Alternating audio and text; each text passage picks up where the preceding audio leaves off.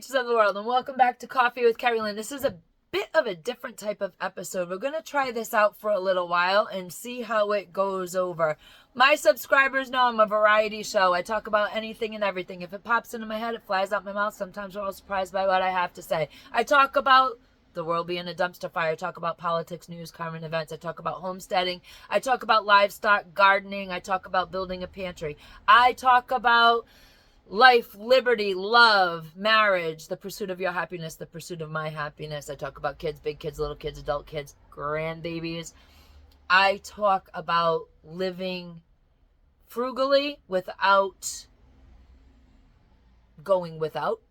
Basically, I have the finer things in life and I don't pay full price for them. I talk about my Dollar Tree hauls. I talk about my Walmart hauls. And today I am here to talk about another passion in my life that also is my side hustle. My subscribers know that I own a small fiber business. And I run it out of the small corner of my kitchen that I also do my podcasting out of. And my fiber business pays for the shenanigans that I do on camera. Well, when I'm not wrap packing and shipping fiber and I'm not doing shenanigans on camera, I am out at my thrift stores and I am trying to find great deals on just about everything. My motto is if I can find it cheaper at the thrift store, then I'm going to buy it no matter what it is. I buy everything. A couple weeks ago, I ended up buying a French press, you know, the one that's at Walmart for $19. I ended up getting it for $2 in the thrift store. Brand spanking new. It just didn't have a box, never been used. And we utilize these things. I also collect items. I am also, full disclosure, a professional antique dealer. And I resell items that I don't keep in my collection, although sometimes I'd like to, but other times I need to pay a couple bills. And it just, money makes the world go round, doesn't it? So I resell the items, some of the items that I do find in the thrift stores. I've been into thrifting my entire life.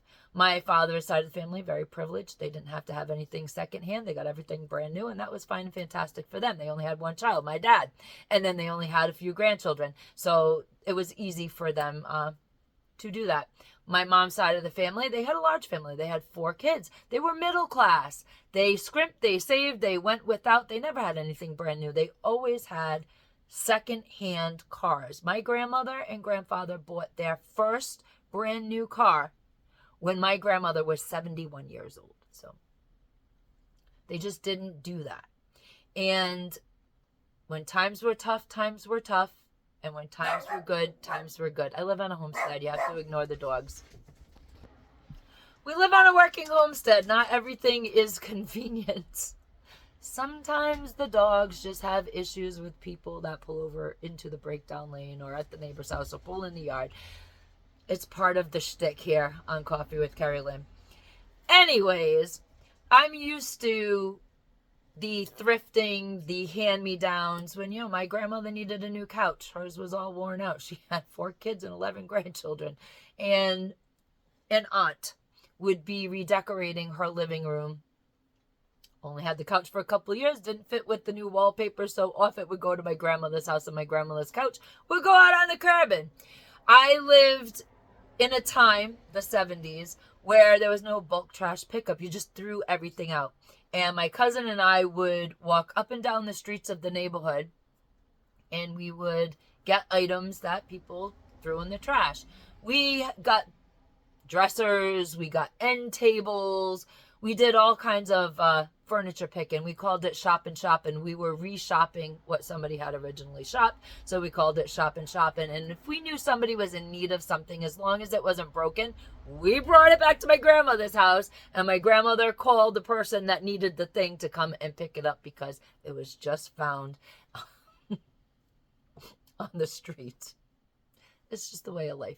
My husband is also a professional antique dealer. He's been wheeling and dealing in antiques since he was 9 years old.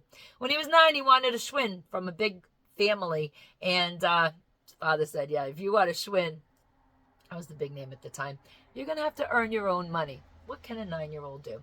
So my husband, in all of his brilliance, got into the family business. And he decided to hit the yard sales. He was 9 years old.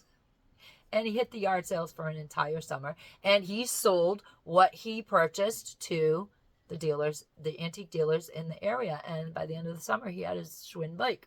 Well, that bike was the beginning of something nobody ever expected. When spring came and the Maine snow melted, my husband jumped on his Schwinn bike, and the yard sales started happening, and he got to expand his yard sailing area.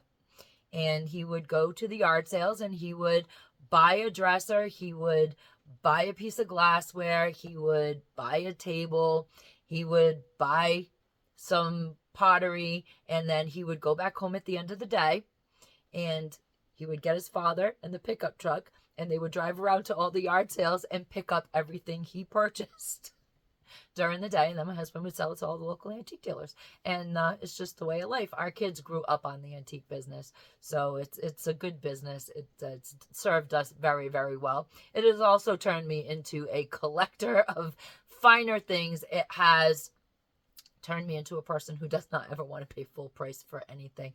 And I would like to share some of my passion with everybody. So the first thing that we are going to show you today is a find from last week. And I found this little beauty at the thrift store, and it is signed by the artist. Ladies and gentlemen, beautiful creatures of the world, for those of you who don't know, this is a Fenton slipper. And Fenton glassware is an amazing collectible. It not only holds and retains its value, but it also increases in value. So if you are a person who wants to start collecting glassware, something that is absolutely stunning and beautiful, Fenton glassware is where it's at. Now, they make contemporary pieces. Every year they do collections, and when those pieces are first sold, they're very expensive. This isn't junky glassware. This is absolutely beautiful glassware, very, very quality. Now, if you want to start your Fenton collection, people collect Fenton in all different manners. Some people collect pink glass, some people collect the ruby, some people collect the cobalt, the blue. Some people collect only Vaseline glass because it's absolutely gorgeous under the black light. Some people collect it by product. Some people collect shoes. I personally have a large collection of fairy lights. I am obsessed with the Fenton fairy lights. Some people collect it by the artist only. And when those artists retire, not only does the pieces that they made, that they painted, go up in value because they're in collections that are retiring, but it also goes up in value because they are no longer painting Fenton glassware. So people collect Fenton by the year, by the collection. They collect Burmese. It's just, you can collect it every which way you want to collect it. I happen to love the fairy lights. That's where my focus and concentration is. But I just love Fenton glass, and there is no right or wrong way to collect it. I just collect what inspires me, what makes me smile. And this little piece happened to be at the thrift store, and I paid under $4 for it. The second piece that I want to show you, also part of my collection day, part of my collection, is this beautiful basket I found for $3 at the thrift store last week. And it is going into my longer burger collection. I have a longer burger basket collection. It's a very small collection. I marry it into my antique basket collection because longer burgers are exceptional quality. They are beautiful, and antique baskets are very expensive to collect. When my husband gets the antique baskets, he's always reselling them, so I have to pick them out of his loads. It's a slight bone of contention in our house when he brings in a load and I go through it and start pulling out some of the best pieces because I have very expensive taste. I have very good taste, and longer burger baskets just kind of fit into the in-betweens of my antique basket collection. I use longer burger baskets, have fiber in them at all times. This one I'm going to put my next project in, put my ball of yarn in, and I can put the entire project in it and travel across the house. I can just knit and the ball will not spill out and roll across the floors. Other baskets have roving in it that I'm currently working on some spinning projects. And so that's the use that my baskets get. They all hold fiber or a work in progress at any moment. And that does include my antique baskets. So I like to use the longer burgers because they are collectible. They are desirable if I choose to resell them. And they fit so wonderfully in with my antique basket collection.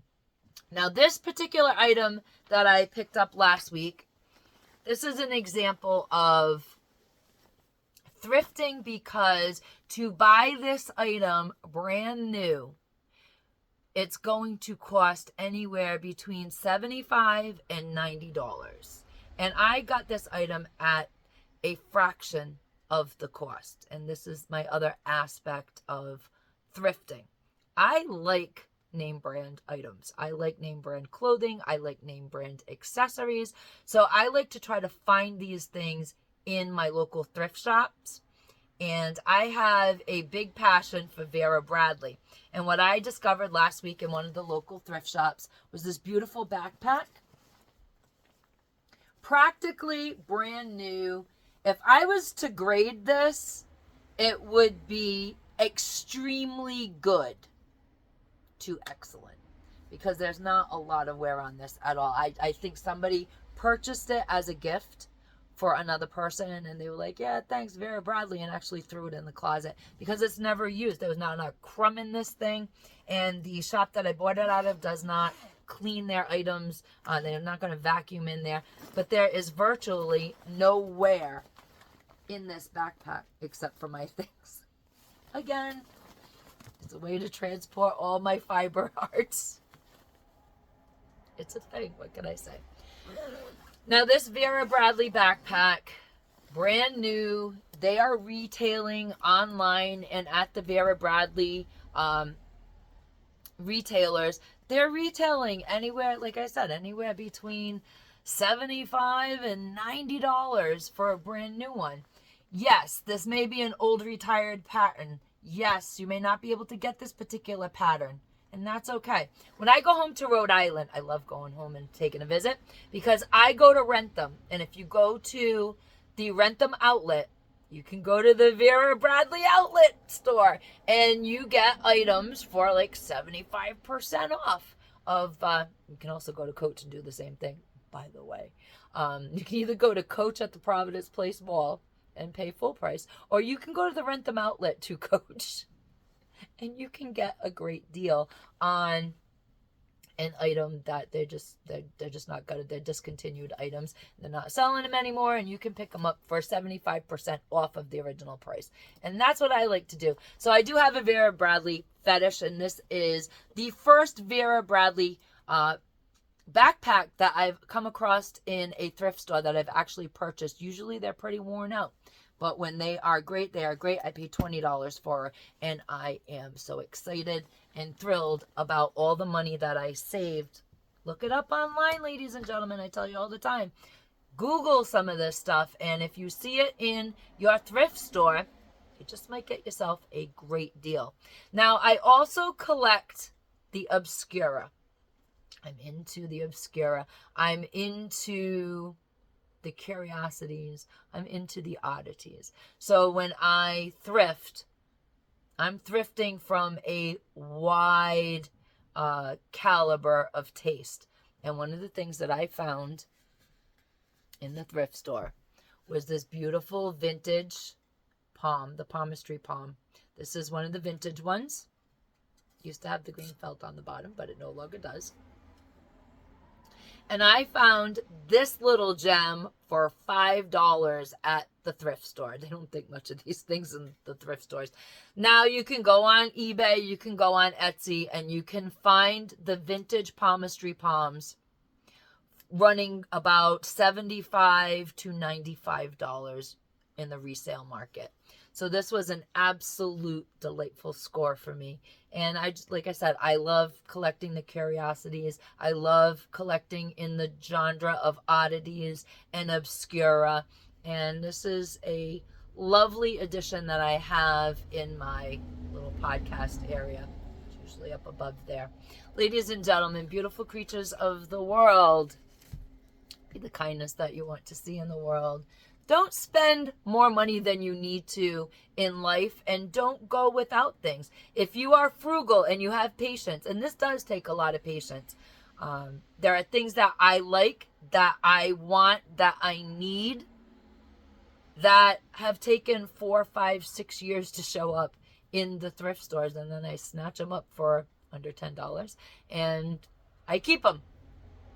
Other items that we snatch up, we do resell online and through auctions, and we have a clientele base that we deal with, people looking for specific things, and that's how we get a little bit of money with our side hustle. Ladies and gentlemen, beautiful creatures of the world, I really do hope you guys enjoyed today's episode, and I'm hoping to do this more often because it really does bring me a lot of joy to share some of my hobbies with everybody.